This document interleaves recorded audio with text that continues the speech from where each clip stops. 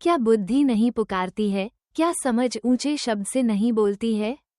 वह तो ऊंचे स्थानों पर मार्ग की एक ओर और तिरमुहानियों में खड़ी होती है। फाटकों के पास नगर के पैठाव में और द्वारों ही में वो ऊंचे स्वर से कहती है, हे मनुष्यों, मैं तुमको पुकारती हूँ और मेरी बात सब आदमियों के लिए है। हे भोलो, चतुराई सीखो, और हे मूर्खों, अपने मन में समझ लो। सुनो, क्योंकि मैं उत्तम बातें कहूंगी और जब मुंह खोलूंगी तब उससे सीधी बातें निकलेंगी। क्योंकि मुझसे सच्चाई की बातों का वर्णन होगा, दुष्टता की बातों से मुझको घृणा आती है। मेरे मुंह की सब बातें धर्म की होती हैं, उनमें से कोई टेढ़ी व उलट फेर की बात नहीं निकलती है। समझ वाले के लिए वे सब सहज और ज्ञान के प्राप्त करने वालों के लिए अति सीधी हैं। चांदी नहीं, मेरी शिक्षा ही को लो और उत्तम कुंदन से बढ़कर ज्ञान को ग्रहण करो।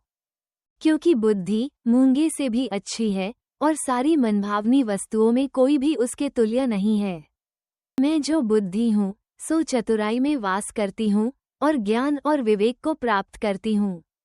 यहोवा का भय मानना बुराई से बैर रखना है। घमंड, अहंकार और बुरी चाल से और उलट फेर की बात से भी मैं बैर रखती हूँ। उत्तम युक्ति और खरी बुद्धि मेरी ही है, मैं तो समझ हूँ और पराक्रम भी मेरा है। मेरे ही द्वारा राजा राज्य करते हैं और अधिकारी धर्म से विचार करते हैं। मेरे ही द्वारा राजा हाकिम और रईस और पृथ्वी के सब न्याय शासन करते हैं। जो मुझसे प्रेम रखते हैं उनसे मैं भी प्रेम रखती हूँ, और जो मुझको यत्न से तड़के उठकर खोजते हैं वे मुझे पाते हैं।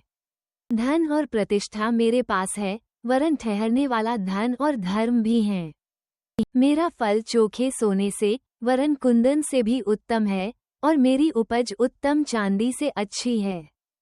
मैं धर्म की बाट में और न्याय की डगरों के बीच में चलती हूँ, जिससे मैं अपने प्रेमियों को परमार्थ के भागी करूं और उनके भंडारों को भर दूं।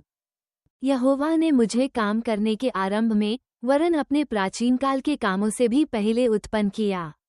मैं सदा से वरन आदि ही से पृथ्वी की सृष्टि के पहले ही से ठहराई गई हूँ।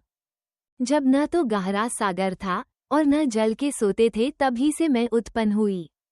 जब पहाड़ व पहाड़ियाँ स्थिर न की गई थीं, जब यहोवा ने न तो पृथ्वी और न मैदान न जगत की धूलि के परमाणु बनाए थे, इनसे पहले मैं उत्पन्न हुई।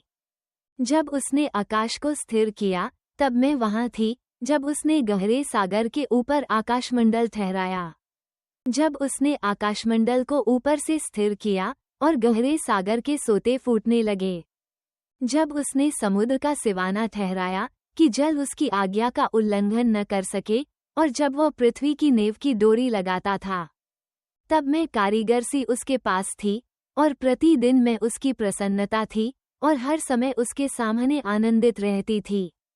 मैं उसकी बसाई हुई पृथ्वी से प्रसन्न थी और मेरा सुख मनुष्यों की संगति से होता था। इसलिए अब हे मेरे पुत्रों, मेरी सुनो, क्या ही धन्य हैं वे जो मेरे मार्ग को पकड़े रहते हैं। शिक्षा को सुनो और बुद्धिमान हो जाओ, उसके विषय में अनसुनी न करो। क्या ही धन्य है वो मनुष्य जो मेरी सुनता, वरन मेरी देवरी पर प्रतिदिन खड़ा रहता और मेरे द्वारों के खंभों के पास दृष्टि लगाए रहता है। क्योंकि जो मुझे पाता है वो जीवन को पाता है और यहोवा उससे प्रसन्न होता है। परंतु जो मेरा अपराध करता है वो अपने ही पर उपद्रव करता है। जितने मुझसे बैर रखते वे मृत्यु से प्रीति रखते हैं।